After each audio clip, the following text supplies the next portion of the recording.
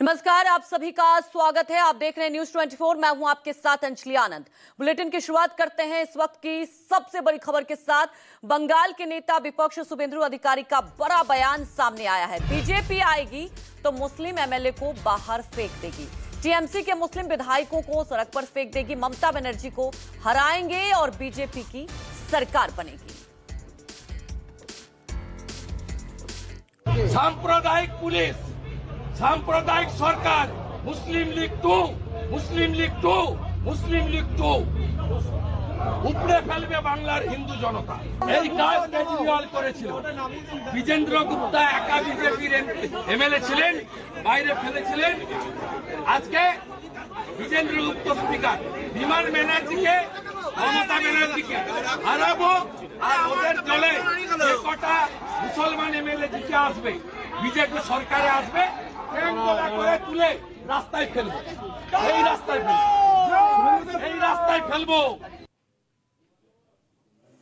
तो वहीं शुभेंदु अधिकारी के बयान पर टीएमसी का पलटवार आया है कि क्या देश में हिंदू मुसलमान करना ही सही है।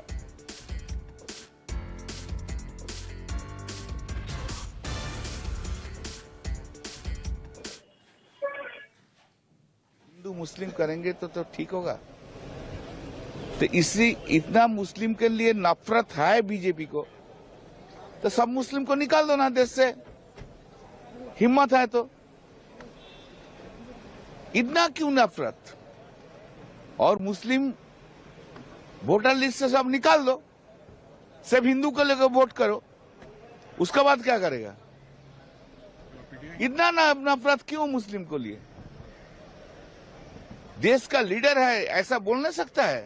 ये लोग का कोई कल्चर नहीं है, एडुकेशन नहीं है, सिर्फ जय श्री राम बोल के चलाता है।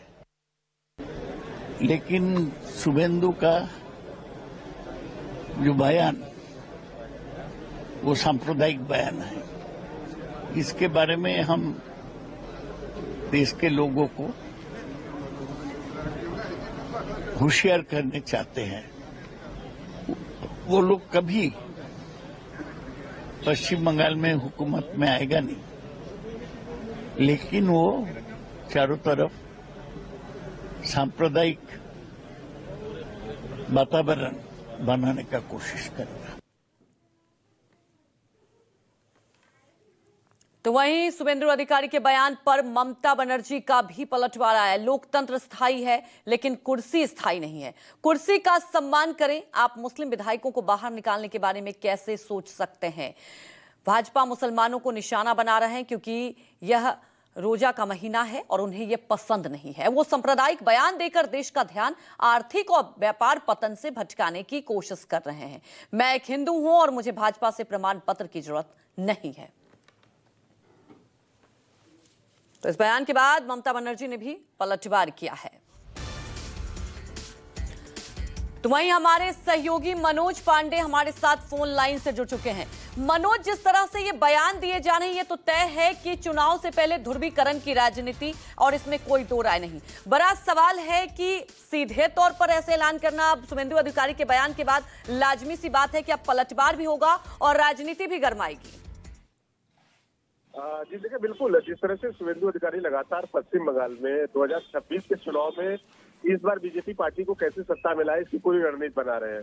देखिए, बीजेपी भली बात ही जानती है कि यदि मुस्लिम की, हिंदू की बात नहीं करेंगे तो बीजेपी यहाँ पे सत्ता में आ नहीं सकती। और शुभेंदु अधिकारी देखिए, कुछ दिन पहले उनकी बयान आया था कि मुझे मुस्लिम वोटरों की जरूरत नहीं है। यानी बीजेपी को ये पता है कि हिंदू यदि एक हो जाते हैं, हिंदुओं की गोलबंदी कर दी जाती है, तो पश्चिम बंगाल में बीजेपी यहाँ पे सत्ता पे काबिज हो जाएगी। इसी को लेकर देखिए, हिंदू की बात करते हैं, लगातार हिंदू के उनके साथ खड़े होने की शुभेंदु अधिकारी बात कर रहे हैं। दूसरी तरफ देखिए, वो शुभेंदु अधिकारी का जो तेवर है, उन्होंने साफ तौर पर कहा कि मुख्यमंत्री ममता बनर्जी को हराए थे और फिर इस बार विधानसभा चुनाव होगा तो भी हराएंगे, और स्पीकर विमान जो बनर्जी है उनको भी हराएंगे। यानी जो मुस्लिम है, जो टीएमसी की तरफ से जीत के आते हैं, बाकायदा जो विधायक है उनको सड़कों पर फेंका जाएगा। यानी इस तरह की राजनीति देखिए, वाकई पश्चिम बंगाल में एक बहुत बड़ा बात है। टीएमसी इस चीज को, मुद्दे को उठा रही है और टीएमसी यहाँ पे लगातार जनता के बीच में जाती है। मुख्यमंत्री ममता बनर्जी जी देखिए, कहीं न कहीं देखिए, जब विधानसभा में थी, उन्होंने साफ तौर पर इस बात का संकेत दिया कि वो भी ब्राह्मण है। लेकिन बीजेपी इस बात को होता है, जब कुंभ की बात आती है तो कुंभ को हत्या बताती है। तो इन सब चीजों को लेकर बीजेपी 2026 की जो विधानसभा चुनाव है पूरी तरह से रणनीति तैयार है। बीजेपी हिंदुत्व को एकजुट करना चाहती है। बीजेपी को ये बात पता है कि यहाँ पे हिंदुत्व की यदि गोलबंदी कर दे, सारे हिंदुओं को एकत्रित कर ले, तो बीजेपी आसानी से सत्ता में आ जाएगी।